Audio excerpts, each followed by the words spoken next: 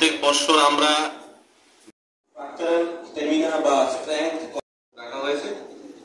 ঝড় ঝাপটা হওয়ার সম্ভাবনা আছে, বেশি হলে পরবর্তীকালে বিসর্জনের সাহেব, ব্লকের বিডিও মহোদয়, যারা বন্ধুরা রয়েছেন সবাইকে আমি বলে দিলাম, শুধু প্যান্ডেলের মধ্যে হাইটও আমি বলে দিলাম, জাতি ধর্ম বর্ণ নির্বিশেষে আমরা তাদের পুজোটাকে পুজোর পেয়ে থাকেন। এসডিএম প্রশাসন বা জেলা প্রশাসন বা পুলিশ প্রশাসন কেউ কিছু করতে পারে না যতক্ষণ না পর্যন্ত আমরা নিজের থেকে নিজের উদ্যোগ নিয়ে নিজেকে সচেতন রেখে নিজের ক্লাবের মধ্যে পরিবেশ উপর, নেশার উপর, এগুলোর উপর লাগাবেন। যেমন পুলিশে হেলমেট ব্যবহার না করে সড়ক দুর্ঘটনা হচ্ছে, সেগুলোর উপর লাগাবেন। এগুলোর উপর শাসকের উদ্যোগে আজকে মিটিং। আমাদের একটাই উদ্দেশ্য, ত্রিপুরা রাজ্যের এটা সবচেয়ে বড় উৎসব, শান্তি শৃঙ্খলা ভাবে এবং সুষ্ঠুভাবে যাতে সবাই পূজার আনন্দ উপভোগ করতে পারে।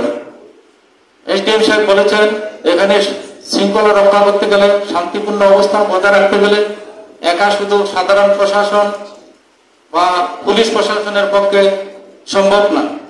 আমাদের এখানে গত বছর আমি এখানে পূজার অভিজ্ঞতা আছে। আমাদের মাননীয় এমএলএ সাহেবও ছিলেন গতবার মিটিং এ, এবং যে কার্নিভাল হয় এখানে বেশি উল্লেখযোগ্য যে প্রোগ্রাম খুব সুন্দরভাবে হয়েছে। আমি আশা করব এবারও প্রোগ্রাম খুব সুন্দরভাবে হবে সকলের সহযোগিতা। তো কিছু পয়েন্ট যে কাল 4 তারিখের মিটিংও আলোচনা হয়েছিল যে কোড অফ কন্ডাক্ট আমাদের সরকারিভাবে আমাদেরকে এসেছে।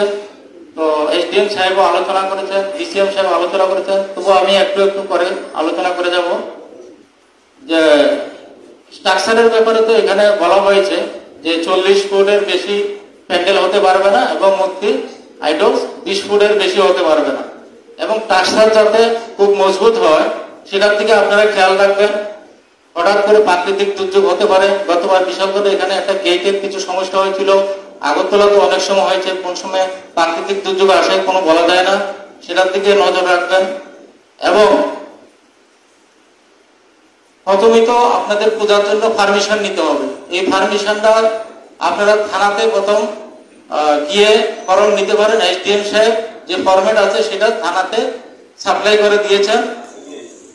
আপনারা সেখানে ফর্মটা নিয়ে সেটাতে যে যে কলামগুলি আছে সেগুলি ফিল আপ করে সঙ্গে পিডব্লিউডি ডিপার্টমেন্ট থেকে ক্লিয়ারেন্স নিতে হবে, ইলেকট্রিক ডিপার্টমেন্ট থেকে নিতে হবে এবং ফায়ার সার্ভিস থেকে নিতে হবে, আর ট্রাফিকের থেকে নিতে হবে এবং লোকাল পুলিশ স্টেশন থেকে কনসার্ন যে পুলিশ স্টেশন আছে সেখান থেকে ক্লিয়ারেন্স নিতে হবে। সেখানে কলামে সিগনেচারের জায়গা আছে এবং ওই ফর্মে আপনার প্রেসিডেন্ট সেক্রেটারির পূর্ণাঙ্গ অ্যাড্রেস, কন্ট্যাক্ট নাম্বার এবং নাম ঠিকানা দিতে হবে।